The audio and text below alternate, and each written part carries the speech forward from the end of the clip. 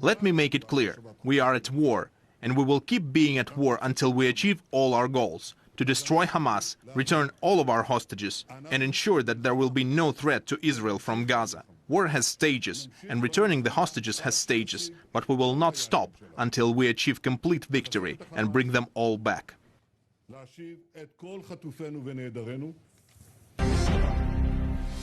Well, let's get the latest now from journalists across the region. Mansour Shuman is in Gaza, Nick Kolyokin in Israel, and Mohammed Najib in the West Bank city of Ramallah. Good morning, all.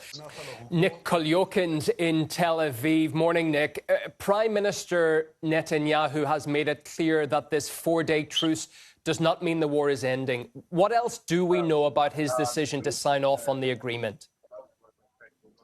Yeah, in Israel, many from the right wing of the political system afraid that Israel will not continue its invasion to Gaza after this truce. So that's why the public is divided in the opinions about this deal. Of course, the families of the hostages, they want their children and mothers back home.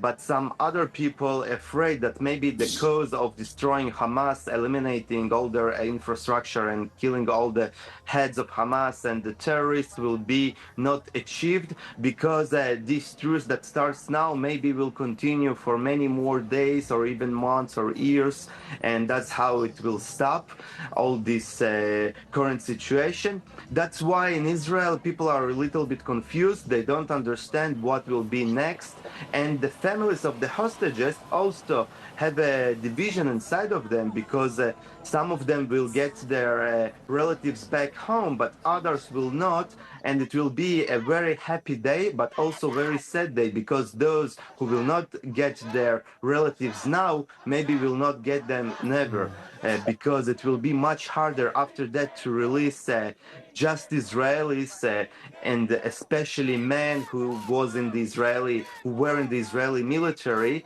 and for them the future is not so bright, and that's why the families, they are expecting this swap of hostages for prisoners, but they also very afraid what will be the next move.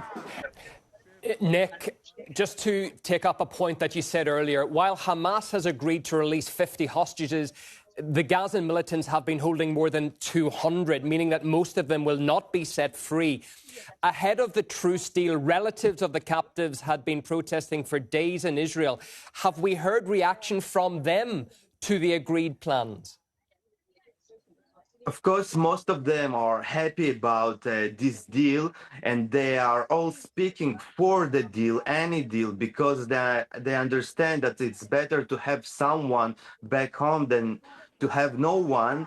But they really want that the government will continue its efforts to release all of the hostages, and that it will be the main goal of the government. The Israeli Prime Minister said to the families when they met days ago that both goals are the same, that we need to destroy Hamas and release hostages.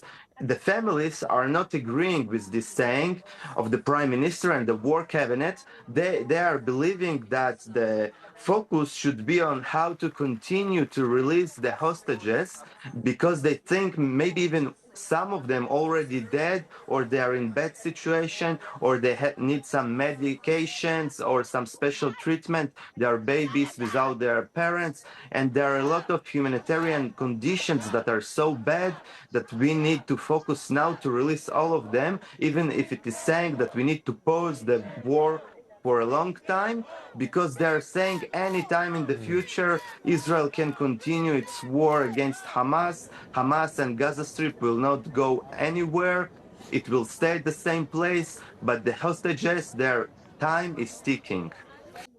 Thank you all. Mansour Shuman in Gaza, Nick Kolyokin in Israel, and Mohammed Najib there in the West Bank city of Ramallah. Many thanks for the updates.